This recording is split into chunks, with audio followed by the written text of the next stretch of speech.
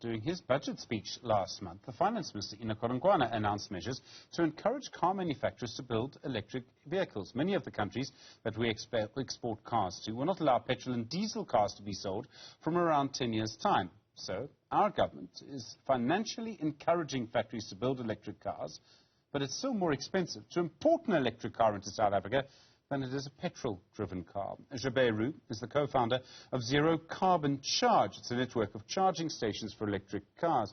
Joubert, good afternoon to you. So on the one side, the Minister is paying governments money to expand the production of electric cars. On the other side, he's charging people more money to import electric cars. Does this make any sense to you? Good evening, Stephen. Thank you for the opportunity. And good evening to your listeners. It makes absolutely no sense to me to disincentivize the adoption of electric vehicles on the one hand and incentivize the adoption of electric vehicles on the other hand with the same tax pool.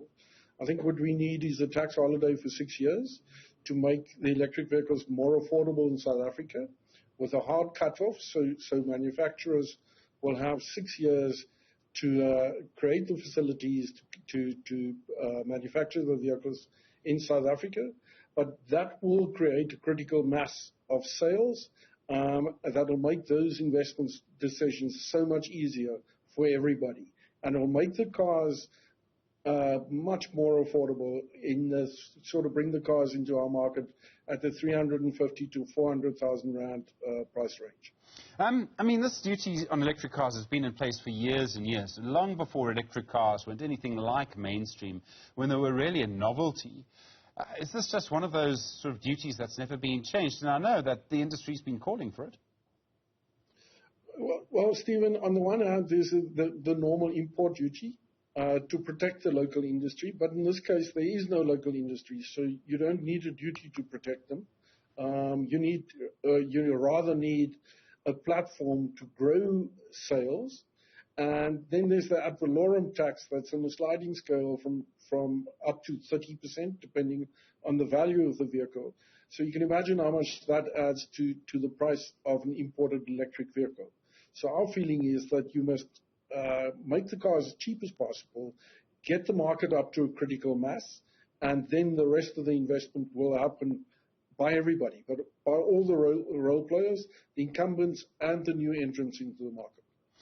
We see some electric cars on our roads, not many of them. I know China is expanding its production of electric cars. Some of those may be beginning to hit our markets. Do you think that we are going to see more electric cars soon? We are a little bit behind much of the rest of the world now, I suspect.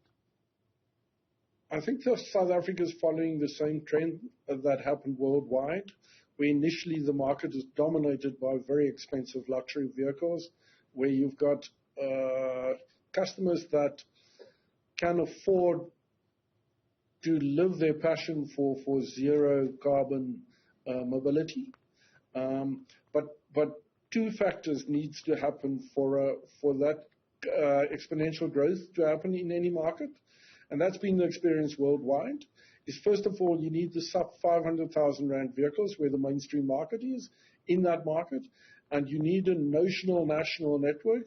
So we feel we're providing one part of that puzzle, and if the government allows a tax holiday for 6 years, that will provide the other half of the puzzle, and then we'll get that exponential growth that we've seen in all markets where those two factors are present.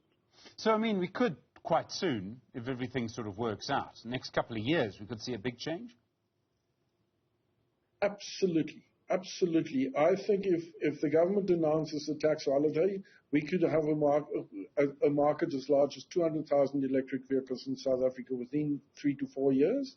That will create a market of the size that can entice battery manufacturers into South Africa and entice new entrants into our vehicle market and the incumbents to create the facilities to build their own factories in South Africa to manufacture, or to convert their factories to manufacturing electric vehicles.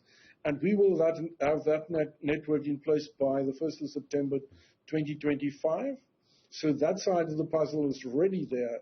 And I think this is all the incentive that we need to really put South Africa at the forefront of a zero-carbon mobility and save our auto industry. You want to create a network of charging stations. Most of them would be powered by renewable energy, and you need to do them in some fairly small places on some fairly major routes. You've got a lot to get right, and particularly the financing. How difficult is it to do that? Well, it has been, because it's a new industry, it's a new application, so we had to jump through thousands of hoops and had to do an enormous education process at all levels, right from the local authorities right up to the national authorities like SANRAL. And it's been unbelievably onerous. There's some commenting letters from SANRAL that we've now been waiting for more than a year for comment from them. So, but we assumed it was going to be difficult. We assumed that it was going to take a very long time. That's why we started early. And we always felt that you needed a national network where an EV buyer can be confident that he can drive from Johannesburg to Springbok, to Messina, to Durban, and that's what we want to provide, is on anywhere on our national roads, you'll be within 150 kilometers of an always-on green, renewably powered charging station, and that's what we're trying to achieve, and that will be a world first. If we can migrate to electric vehicles, South Africa will really be ahead of the rest of the world, and we're well on our way to having an absolutely zero-carbon mobility sector in South Africa, which will be quite an achievement. Joubert Roux, thank you, co-founder of Zero Carbon Charge. I really appreciate the time.